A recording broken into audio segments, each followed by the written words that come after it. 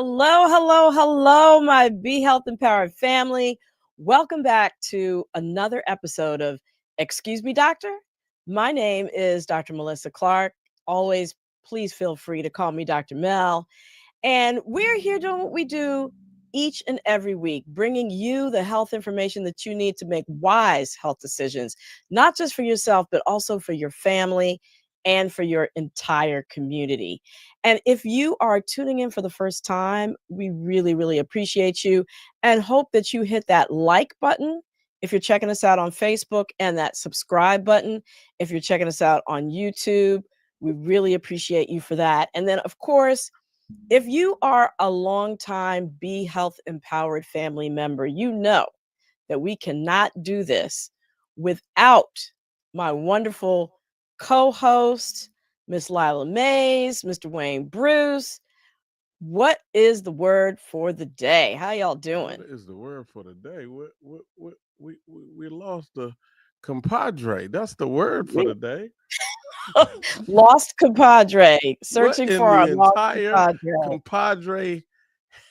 Hey, we can't. Can I cuss? We can't cuss on your show, Doctor Mel. No, we can't do that. We Because it's can't do about that. health. Right, Wow. Well, I'm exactly. missing.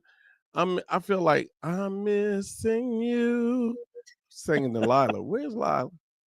I don't know where she went. Hopefully she will resurface soon. I mean, I know it's been hot outside. Hopefully she hadn't melted, you know. Yeah. And speaking of which, I hope everybody is keeping safe in this heat. I mean, we're seeing 102, 103-degree temperatures out there. So please, please, please remember to stay hydrated, especially if you're on any kind of um, medicines for high blood pressure or, quote unquote, water pills that dehydrate you. If you're a coffee drinker, all those things are going to make you dehydrated. So make sure that you are staying well hydrated.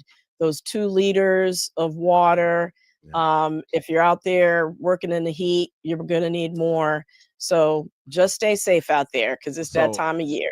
I'm sorry to laugh and talk over you, Dr. Mel, but Uh-huh. you said water pills, and that so reminded me of my mother and my grandmother.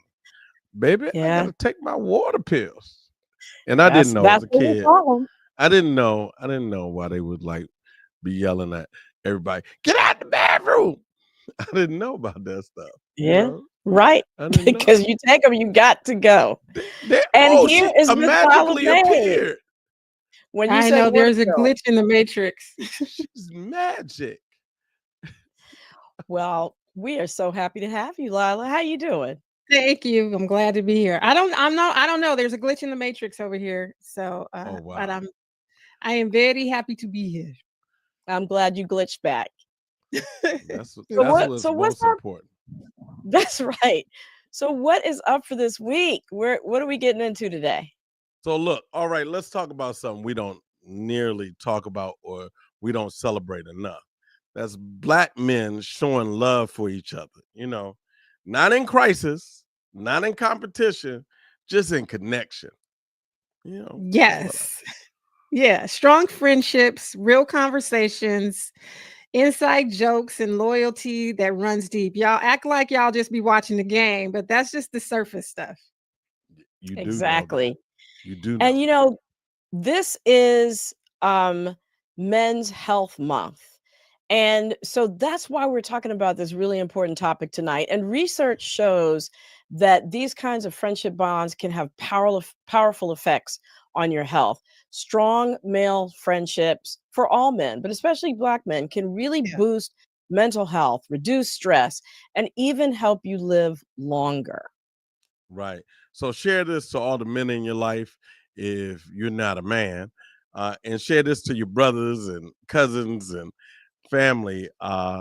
Mention something about your friendships. I know I have a lot of friendships and a few close ones, and I've lost a few recently.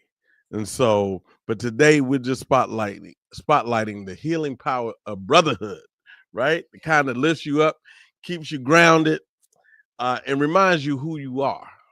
Right? Right. Everybody got a funny story about you. And we're doing it with two amazing friends, both actors who y'all probably will recognize. They're going to make you laugh, think, and maybe even text your homie to say, "Hey, man, I appreciate you," or "Good night," like they're doing on TikTok. Oh, Maybe, shit, maybe you don't. call your homie and say good night. Yeah, You're right. I just want to see how you doing. Make sure you were tucked in. What? That's the funniest. That's the funniest. So we have also an incredible psychologist joining us, who's really going to highlight, the effects of men's love, loyalty, and laughter, and how that translates to health and healing. Yes. Yes. Yeah. So y'all remember, write your questions in the chat, share, share, share. Because this is going to be an amazing opportunity to talk to these folks once they're Yeah. done chatting. Great. Well, we're going to see y'all back in just a little bit. I am going to introduce first these two actors who I know you all are going to recognize. First off, we have Mr. Curtis Cook. He's an actor, writer, and director known for his TV roles on The Chi, Duda, you all might recognize, Netflix House of Cards, Luke Cage, Narcos. He has multiple film credits and stage credits, and he's also a father of 5 and grandfather of 3. And let's go to some of his work. And my church at risk. You knew that going in. Well, now the price is going up. You know what? Let me just take my money elsewhere. I'm your only option. Says who?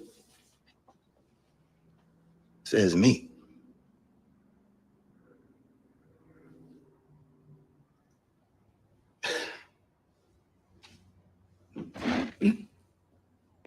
Yeah.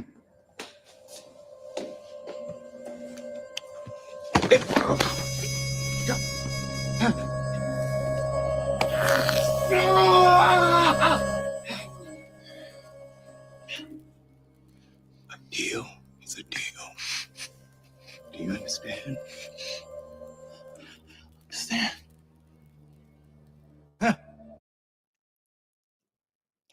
Wow. Welcome, Curtis. Thank you. Wow. You know what? I haven't seen that. I didn't see that. I didn't see that shot. I didn't see that scene play out. And dare I say, woo, that guy is, he's a something. You said you can't curse on your show, so I ain't gonna say what just popped in my mind. That's why the move came out real quick. But thank you. Thank you for showing me. Absolutely.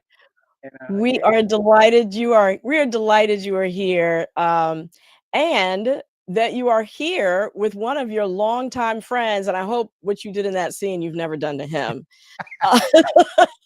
And couldn't. so our next guest is Marcuis Harris. He is a director and actor known for both his dramatic and comic supporting roles.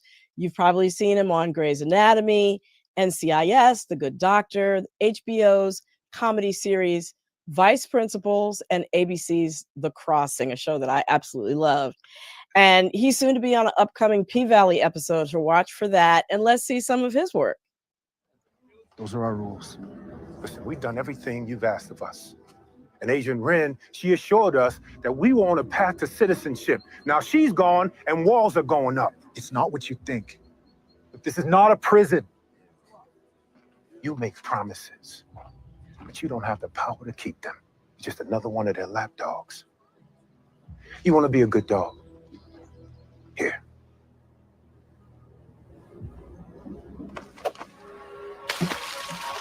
Go fetch. Wow. Welcome, All right. Marcuis. Thank you so much for being here. Man, I wouldn't have missed it. You call, I'm here. Well, we appreciate you both. And, we're going to get right into it because this episode is all about friendship. So we got to start at the beginning. We have to start with, how did you two meet and what makes this friendship special? I'll start with you, Marcuis. Oh, wow. Wow. We, if you got friends from the 1900s, then you can really call them friends. And I don't mean people you know and associate with. I'm talking like, yeah. So me and his brother, we met at a show that Curtis wrote, directed, and produced called Trapped. This had to be early 90s, I want to say. Yeah, probably like somewhere in the early 90s. Uh-huh. Now, mind you, prior to meeting, we would see each other. In New York, you run into people all the time on the train, at events and readings and right plays, whatever. So we had seen each other. We were familiar, I think, with each other. But I officially met him at a performance of one of his plays, and it was the first time when I connected who he was with what he does. And it was not just the work, but he was also there with his family. You know what I mean? Like his lady at the time, the children were there in the midst of all of it. And I was like, we happen to have children around the same age. I'm looking at him going, okay, that's how this can happen. That's how this could work. You know what I mean? It was an example right off the rip. Right. Right. It was a bit of a mirror of my own life. So that was the first time we had officially met. And then just over time, we started hanging a little bit more and a little bit more and talking more and then dreaming together and collaborating a bit. And and then it culminated into us, forming a theater company together, Tupu Crowley Theater Company. Oh, Yeah. And wow. so Okay. I did not know that.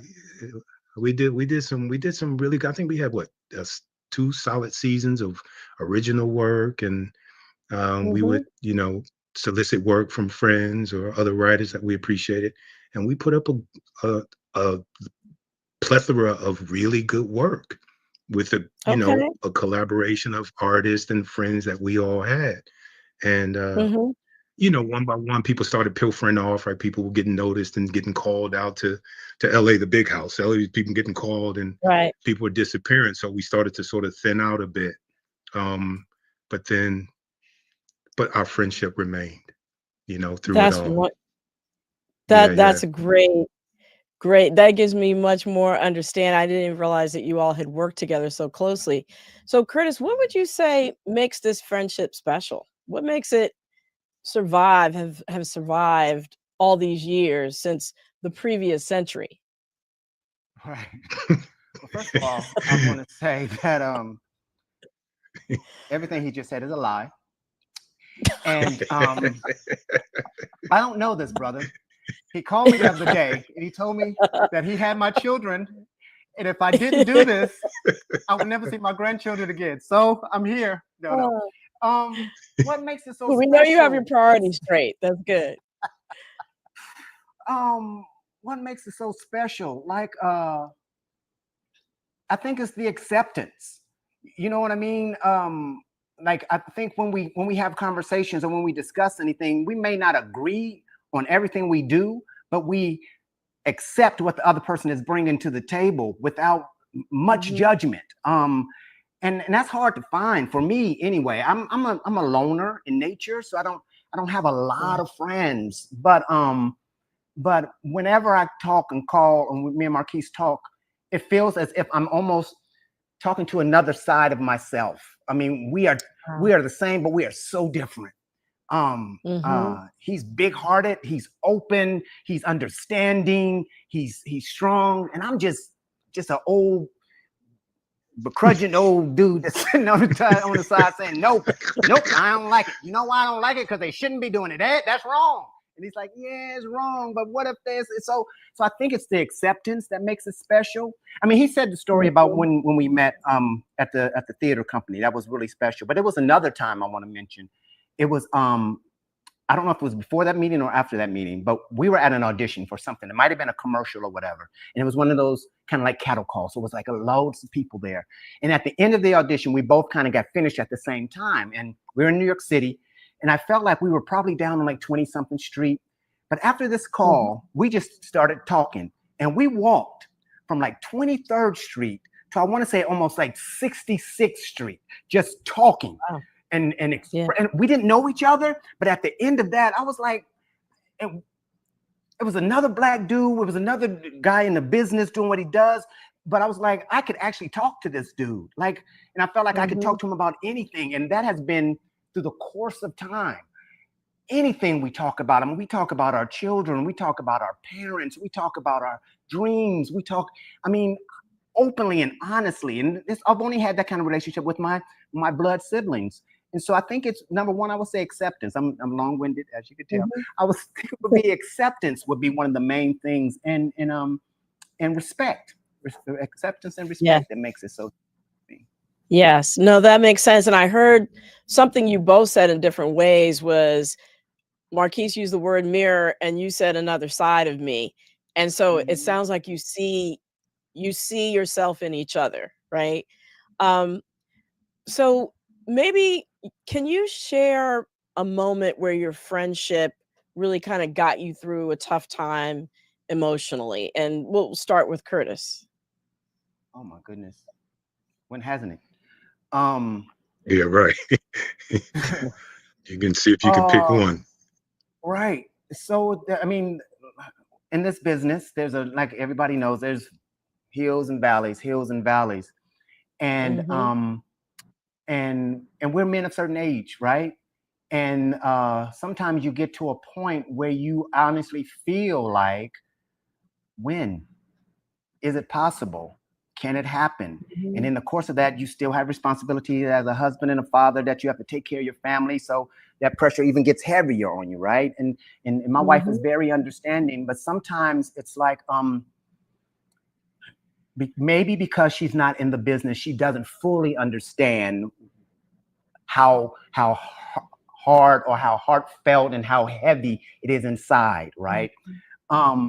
And this is before I had a therapist. And so it'll be times where you just wanted to vent about why things weren't happening. And it wasn't as if Marquis would have the answers. He wouldn't be like, well, it's not happening. He'd be like, yeah. And sometimes it would just be yeah, why isn't it happening? I don't know. We did this. And then by the end of that, we would have like a little checklist of things. Well, you know what? Let's try this then the next time. Oh, you did that? Okay, I'm gonna try that too. And then it would just move the ball, the piece just a little forward. You know what I mean? Every time. And so I know that it could sound trite, right? The business and all of that, but this is my life. This is what I've always done. So when it feels as if you're not making any headway or moving in a certain way, it could feel as if I've failed. I haven't achieved or supported the people that needed to be supported. And to have someone, another black man, a friend, a brother, to say, you know what, hey, it's gonna be all right, bro. Look, it didn't happen. Let's go. Yeah. What are we gonna do? Let's do something else. It's really important to me. So that's I know that's a small, tough time, but that was a sort of a tough time No, that's huge, because I honestly don't understand how actors and other creators have the emotional resilience to go through the potential rejection and the challenges that you have in your craft. So I take my hat off to you, and I see why that would be so critically important to have somebody you could talk to about it. So, and Marquis, what would you say makes this relationship different than others that you might have?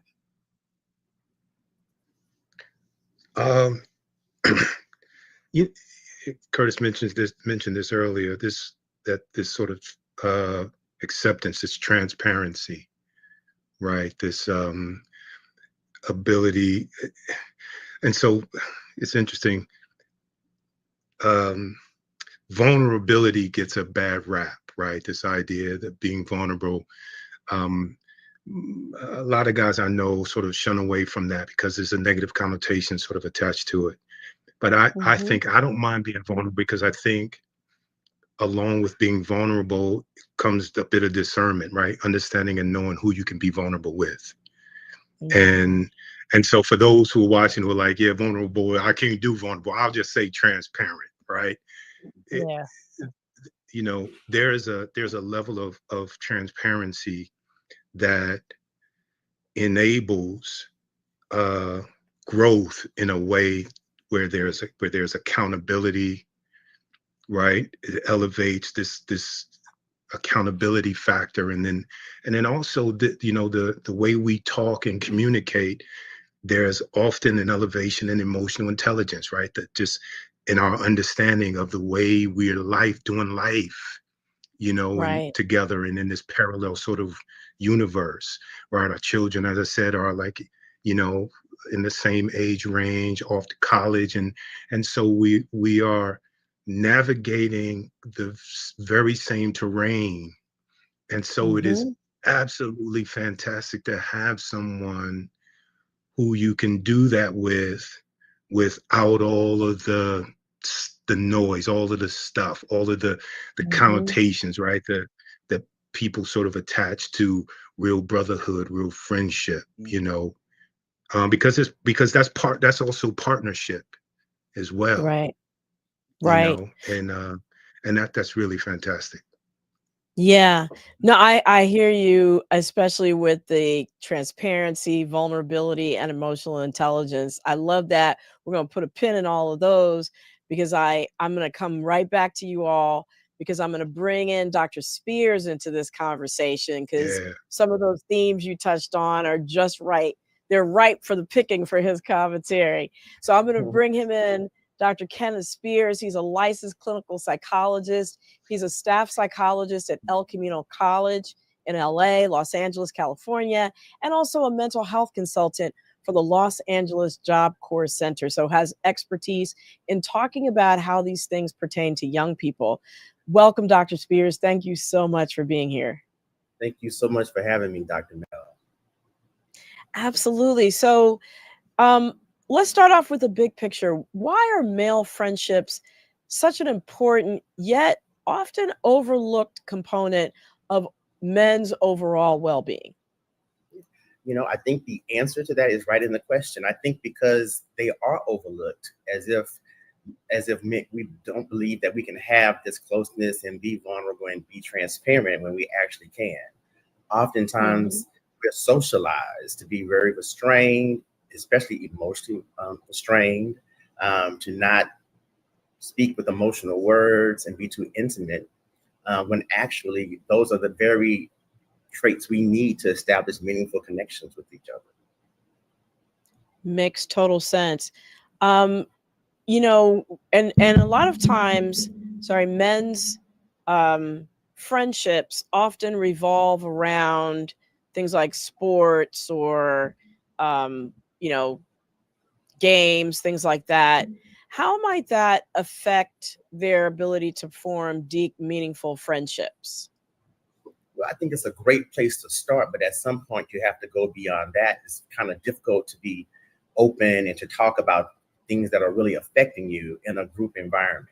So I think that may be a great place to start, going to sporting activities together, engaging in team sports together. But at some point, just as we heard from Curtis and Marcuis, they were in the same spaces a lot of times with other people. That at some point they connected. They were able to start having conversations. And one of the things that serves us in doing this is, at some point we've hopefully been socialized to create healthy boundaries. So in having these conversations, we realize, we can become closer to, we can become a little bit more transparent with. And that's what we should do, even though we start off with shared activities. Right. How can we, Marquis talked about vulnerability and transparency and emotional intelligence. I know you do work with a lot of young people. How can you, or how do you help to translate those sorts of um, skills and social tools into helping young people and boys understand the role of friendship and how to build these kinds of skills? I spent a number of years working at the Northern California Youth Correctional Center. And I actually started a psychoeducational group centered around vulnerability because I heard one of the young men say to me one day when I suggested being vulnerable with a family member, he said, vulnerability will get me killed. And so I had Wow. to kind of redefine what I meant by that, and once again, I had to bring up, like, you have to know who you can be vulnerable around. But the best way that I have found to demonstrate these to the young people that I'm working with is by kind of modeling that when appropriate. They won't believe it's true until they actually see it.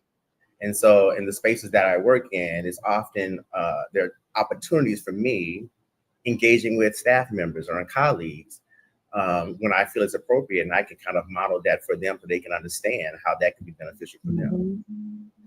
That makes sense. That modeling, that mentorship, and as Marquis described it, transparency. I think that's also another word that might not be off-putting to some people who might be afraid of the word vulnerability. So I really love that he used that. I do too. Yeah. So let's transition a little bit to sort of the health benefits of strong relationships. From a psychological perspective, how do strong male friendships contribute to your mental health? You know, Dr. Mel, there are several studies that have demonstrated to us that strong friendships protect us in part because they help us deal with stress in an adaptive way.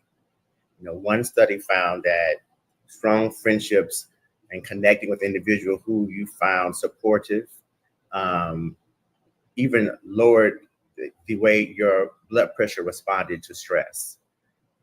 Individuals who have a close friend by them, either literally or figuratively, while they're going through a tough time, have less heart rate reactivity.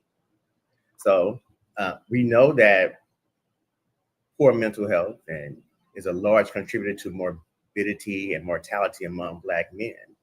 And there's so many barriers that can present themselves when we're trying to access therapy. So social supports and friendships kind of stand in that gap for us. No, that makes perfect sense. And when you said the word stress, you know, I often talk about the 5 self-health actions, things that we can do for our own self-care: food, water, movement, sleep, and how we manage the stressors in our life being the most important in terms of, you know, chronic diseases, like you mentioned, high blood pressure, diabetes, those kinds of things showing up in our lives. And the role, therefore, that friendship, because it affects stress, as you mentioned, has on all those kinds of chronic diseases showing up. So, do you know, is there any correlation with longevity? Most definitely. Individuals who have strong supportive friendships, and for those who lack them, they found that they're at risk for premature death, just as someone who may be smoking 20 cigarettes a day would be at risk for premature death. Wow.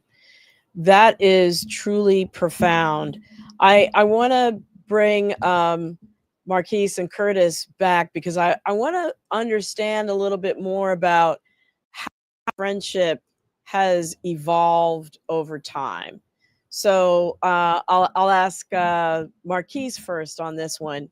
What have you learned about being a better friend over time as your friendship has evolved?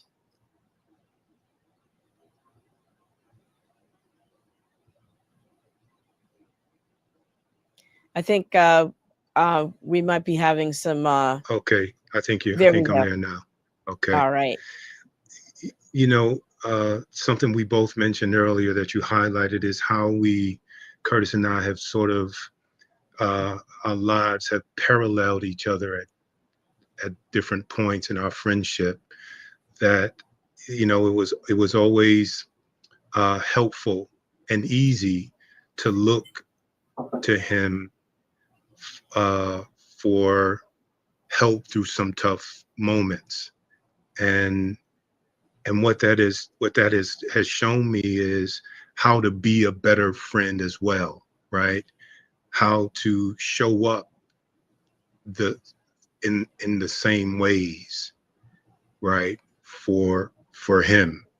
And so overall it is I think I've become a better friend, but a better man, a better husband, a better father, You know,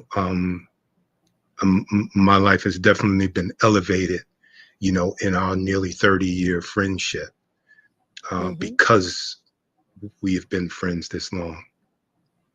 Great. And Curtis, how would you say that your friendship has changed over time?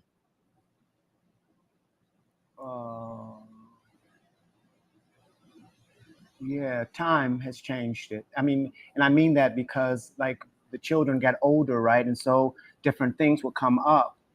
Like I'm so many, I'm sorry, so many things just kind of rush through your minds. And when you start to think, when you ask me about our friendship and I go through the years, it's like so much information just kind of comes and I have to kind of stop it and be like, okay, pick something out of there, but it just kind of floods through. Yeah. So I'll just say it was,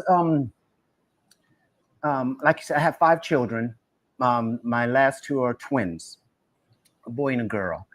And at one point, I was having trouble with the disciplining one of my children. And I come from an era, different era, and and it seemed like nothing I was doing was getting the response that needed to happen. With like what I was doing with my oldest children. This child right here who just walked in, actually, this child right here was a challenge. So because of the years of together and because he has children, like you said, about the same age, I was able to go to him and say, bruh, I am trying all of this stuff. I don't know what else to do right now. And he was able to give me a different way of looking at it and a different way of tackling it. And dare I say, he gave me that and I tried it and it didn't work. But what it did do, what it did do was gave me another perspective on how to deal with certain things. You know what I mean? Because that child is going to be that child. You know what I mean? And I think it was just his aura and his energy, and that's who he is, right? And I just my job became on learning how to love him for being who he is and trying to keep him safe as he grows into manhood and become who he was. So it was the advice I was able to go to Marcuis, and because of the time that we've been together and because of the life that he's led with his children and his brothers and family members, he was able to give that back to me. And I don't know if anyone else readily and as openly I could have gone to someone with, right? And trusted with. And we had seen each other go through it all the years together. So it's like, how do y'all do? And something else too. I remember Marquis used to have this thing, and I tried to incorporate it into my family. He used to have this thing he did with his children where it was like, I thought it was so cool, where you can say what I'm gonna give you this space right here to say whatever you need to say to me and however you need to say to me, say it. So if you need to use profanity, it's okay. And this space right here. So I need to hear what you're feeling and how you're dealing with it so that we can address it and make and find a solution. And I was like, that is so cool, because my parents never did that to me. I never did that with my children, but it was something that I wanted to incorporate in my family because I saw it working and it made a difference. I don't know if I answered your question, but I'm gonna leave it there. No, I think that's great, because it sounds like through the years, as you've encountered different situations, you've been able to sort of leverage Marquis's unique perspective that you might not have had to come up with really practical life solutions. Most definitely. Yeah. No, that's great. And so speaking about practical solutions for men who might feel isolated or wish to strengthen their current friendships, what practical advice might you offer from your own friendship to help them get started in that process of either strengthening their current friendships or feeling less isolated? I'll go to you first, Marquis, on that. Yeah, wow. You know, I can't stress this enough, this part. And, you know, experience certainly teaches this quality, but discernment is everything when it comes to friendships. And some people see some people mistake discernment for judgment. Mm. And I think we all are guilty of judging for sure, but I think it's okay to judge when you're discerning whether something is good for you or not. Sure. Right. And, you know, it's the discernment that helps you to recognize who deserves a front row seat in your life. And sometimes, you know, we elevate people to spaces that don't necessarily belong or deserve to be there. And so I would first, you know, caution young people to not judge, but discern who is in their circle and for what reasons. And then be open, right? Be open to, you know, I used to say, man, I'm too old for new friends. You know what I mean? Like the friends I have are the friends that I'm going to have. But I was closing myself off to opportunities to have great encounters and possibly develop real friendships. And I think, you know, if we remain open, you know, with discernment, we can see those people who are really meant to be, you know, in our lives and to be in relationship with. And so, yeah, so I would say that be you know, get better at discernment and be open. What about you, Curtis? Anything to add there? Yes. I'm just piggybacking on it. And I would, with that, is time too. I mean, the time that you choose to spend with people. So I think you have to make efforts and to say, you know what, I don't know if this brother is cool, but you know what, I'm gonna just ask him if you want to go out for a drink. You know what I mean? Just to sit and talk. And then as you spend more time with that person, it may be easier to discern if they are or not. But you have to put yourself out there to just say, you know what, I don't know, I'm gonna go over there and hang out with him. Maybe he doesn't mind, or to go to the park, to do whatever else. And then during those encounters, you can, you know, begin to once again be open, just start to talk about things, and then you can kind of feel if, you know what, maybe this isn't the right match. But you have to make that step in order to find out if it's going to be or not going to be, though. I think so. Definitely discernment and the openness and the time to get to know someone. And you mentioned that you were a loner, so that means a lot, that you have to be intentional about creating friendships and creating the time. I think that's great. And I want to go back to Dr. Spears, because I want to pick up on, you know, that concept of being a loner and loneliness.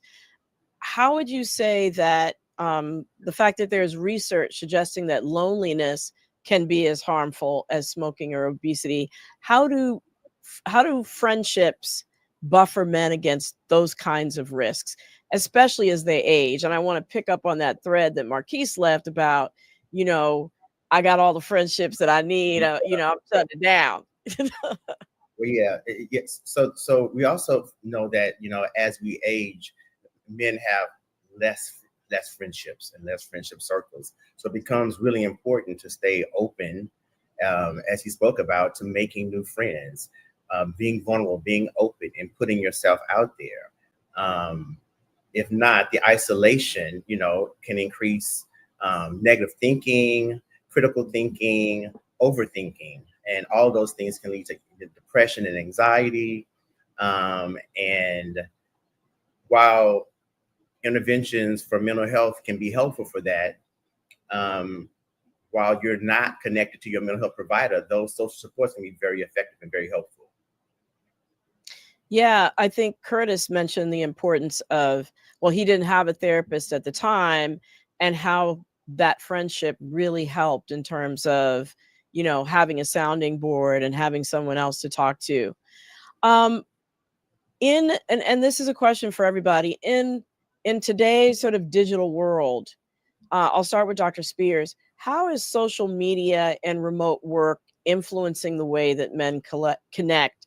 And do you think that these platforms are helping or hindering the formation of like real friendships? I think for some people they can be helpful, and for some they can be hindering. Here's the thing: I think some are more primed to be a little more social and can use the social media in a way where it does not distract from them making real life connections. But there are other individuals whose life circumstances may have them more fearful of rejection, and so they won't try to be as socially connected in real life, and they'll use the platforms, and they'll overuse those platforms to feel connection, and not really getting connected all that they can out of the connection, out of the friendships. Right. And I know both of you have boys, Curtis and Marquis. How have you sort of helped them navigate social media in terms of helping to give them the tools to be able to form real friendships?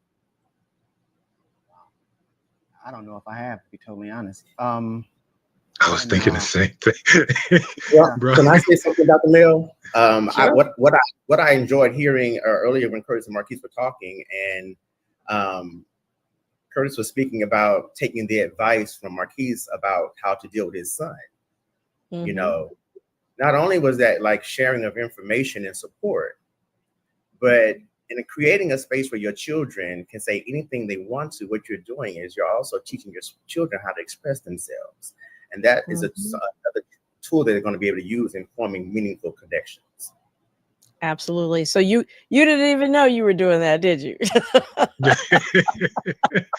No, listen, I was just trying to let the steam out the pot. You know what I mean? Because you can always feel the energy in the house, when it's full of life and other people. And oftentimes you could, I would feel just a degree of tension, and you can connect it to something or another, but it was always important to me to get a sense of what they were thinking about it and feeling about it, or where it started, what the origin of the feelings were.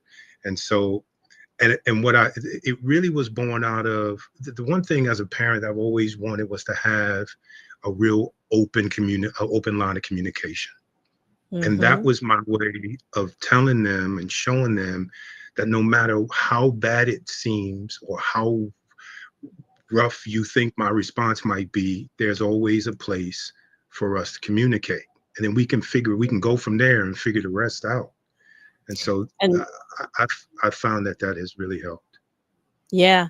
No, and communication is the bedrock of friendship, right? Being able to express yourself and be in touch with your emotions and express those emotions in a constructive way. So I think that's amazing. I just want to close with one question before we get to the audience, because I know they got questions and comments. And this is for Curtis. If your friendship with Marquis was a message to the next generation of young Black men, what would it say? Yeah, what would it say? What would it say? I want to know. Right. What's the brand message that it'd be putting out there? I think the one of the biggest things is that it's possible, right? I think because of what we have and who we are, dare I say, two successful Black positive men and strong father figures and examples in our community, and not afraid to dap up, you know what I mean? To cry on the phone to each other, to tell some of our darkest secrets to each other and still be cool. I think the message would be that you can have that, and it will make you, and it can make you better. It can strengthen you. It can be a foundation for so much more. So maybe that is possible. Could be the message. Fantastic. Thank you all. This has just been a wealth of information. I'm going to see what is going on in that chat. Lila and Wayne, if you all can come on back in. So much has been shared, that pertains to our health and how friendships. Tell us what the people talking about. Yeah. Go ahead, Lai. Lai? Can you hear me? The people want to know.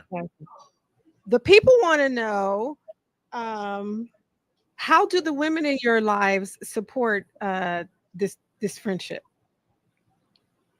Good question.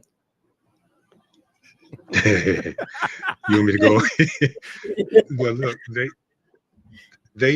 They do until we've been on the phone for 4 hours and it's cutting into dinner time or some other plans we may have. Because I tell you, for those who don't know, Curtis is in New York and I'm in LA. And so majority of our communication, particularly now, is over the phone. And so we can lean on the phone for hours, just talking about, for hours, literally. It would whether go from we're one thing we just talked collaborating. about a peanut at one point, and the next thing we talking about the election and what's going on in Iraq and Iran. It's the scope of all things. It's so varied, and we're all over the place. But at the end of the conversation, there's always there's some marching orders. You know what I mean? There's like, okay, here's what we need to do next, whether we explicitly state it or not. There's always something in our conversation that gets accomplished and moves us to the next place. And I gotta say, I think our wives, and I'll say this for Curtis's wife as well. I think our wives have been not just fully supportive, but encouraging. We ain't talking to them. I said, whoa, you got that out. Oh my God, I heard all of it. I'm glad you told me that. But Curtis, to that point, I was gonna flip it and say, Keith, I think you made a really good point. I don't know if you're finished. Oh. But the other side of that is, how has your friendship supported your relationship with your spouses? Great question. Yeah. I'll let you. That's not a question I can answer, right? She would have to say that. She would have to say how it really has, right? Okay. But I think that wow, yeah. Chew on it, Curtis. Mm-hmm. I think I'll jump in there.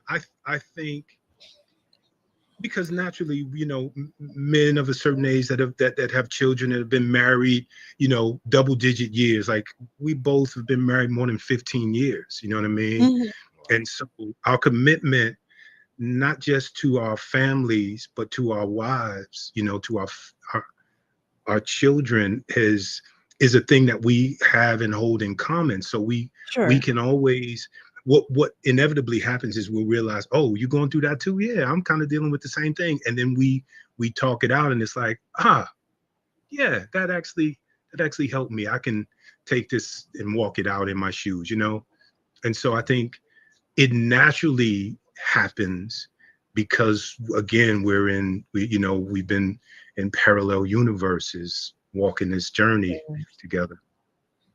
Okay. Are you signing off on that, Curtis? Yeah, that was good.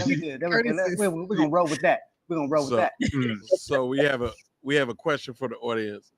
They ask, does living in a different state impact your friendship, or does it just strengthen the bond of the friendship? I would say that it strengthens. Because sometimes, when you feel like you can see somebody, and because you're in the city and your proximity is really close, I don't think people do it as often. I think because we are so far, and it's like, oh, I don't know when I'm gonna get to talk to him again. Let me call him and see what he's doing or how he's doing or whatever, because he's so far away. So, prime example of that, Marcuis was just in New York not too long ago doing some business, and for a few days, and I was like, I should get down there. I should go see him. I ain't seen. He just got to New York, but I was like, nah, I ain't driving down to the city. I'll call him later. I'm gonna talk to him later. But so I think sometimes when people are close around, you kind of take it for granted. But I think because he is so far away, our conversations get longer and they get more in depth, because we don't know if we're gonna be able to talk to him tomorrow or next week or whatever. Mm-hmm. And then also too, because we're across the country from each other, the way the world is moving and events are happening, it feels more necessary to just check in with each other around events in the world. You know what I mean? Whether it's bad weather or, the fires. Perfect example. You know what I mean? So we find, ourselves really, really checking in, doing a wellness check. You know, that's oftentimes the biggest part of our, you know, as our lead in. You know what I mean? How you doing? Y'all good? And then we go into the next 3 hours on all kind of other stuff. Yeah. Dr. Spears, you mentioned that when you used to work in, I'll say law enforcement or the judicial system, there was someone who said vulnerability is weakness or felt like weakness. So to that point, there are probably a lot of young men period, who feel socially or culturally that they can't be expressive or vulnerable or soft in their friendships. And I just wanted to come back around to that. You talked about sort of modeling behavior and being a mentor to those young people, but how do older men sort of get out of that if they're stuck in this, I can't be expressive or transparent with my friends? Yeah, well, hopefully there's someone in their lives who will, you know, push back against that narrative. But if they're not, you know, I find that at some point we begin to look for solutions to our problems. And when the problems become very heavy, we will begin to consider solutions that we never thought that we would before. So I would hope that there are people in their lives, you know, oftentimes the men who I see in my practice or on campus who are struggling in this way, I would say 50% of the time they come is because of a relationship issue. And then we get to understanding what's not connecting in the relationship, because there is a fear of being too emotional, too open, and too vulnerable. We get to go there. But for those, you know, who may not have access, well, I would say we always have access to something. Yeah. And so I would say, you know, in your support system somewhere, there has got to be at least one person that you feel that you can trust. And to start with that one person. Wow. So I have That's good advice. Great advice. I have a question, Doctor. That is a good question. That how do you think that social organizations or fraternities? I know, Curtis, you're a fraternity guy. How do you think they play a role in male bonding or friendships? Accessibility, strong, going through that whole process of crossing over and sharing so much stuff with another brother who's going to be there to support you no matter what. It means a lot. So the fact that, you know, I know at any given time that I have other brothers to call that would definitely do everything in their power to help me get through it is majorly important. Phi Beta Sigma Fraternity Incorporated is one of the best ones, just in case anybody's thinking or asking. Curtis, don't start it, Curtis. What a later was. Okay. Well, listen. My grandfather was a Sigma, so shout out to the Sigmas. But I think it's if important. I'm not mistaken, Dr. Mel, your husband is a member of Kappa Alpha Psi. But that's true. Okay, I do remember that. Dr. Spears is a member of Alpha. Fraternity Incorporated. Shout out to the Alphas. Come on. I can shout them all out. That's why I was just saying, don't start it. Don't start it. You know, I have something I want to ask Marcuis. Since this has been an amazing conversation around male friendships and positivity, and you know, the support of life, really having these kinds of connections, Marcuis, I just want to amplify the positivity that you put into the world. What does your shirt say? Oh, that's what's up. You know what, Lila, I'm loving you for that. Look at this. Each one teach one. Love. You dig? Yeah. And I think, listen, this is a principle that I think we should all live by, right? Yeah. You know, whether you are a parent or whether you don't, I say anybody of a certain age is a parent, because we are always sort of mentoring and guiding and nurturing the people that are in our lives, no matter how young or old they may be. And so each one teach one is a principle that I grew up knowing and understanding. This has been embedded in my DNA. And I think it is the way that we change the world. It really is. It's, you know, if you it's a way to do it in a manageable way, right? Where you don't have to bite off more than you can chew, but you can take small bites, which is to say, if you can reach one person, if each person can reach one person, then you can teach that person, and that creates the change that we all really need to see in the world. And so, you know, so the brand is Vibes and Virtues Unlimited, but each one teach one is the principle, the foundation by which, you know, we're building on it. And it's about really, you know, instilling virtues, good vibes and strong virtues back into the world. All The right. power of one. Amen.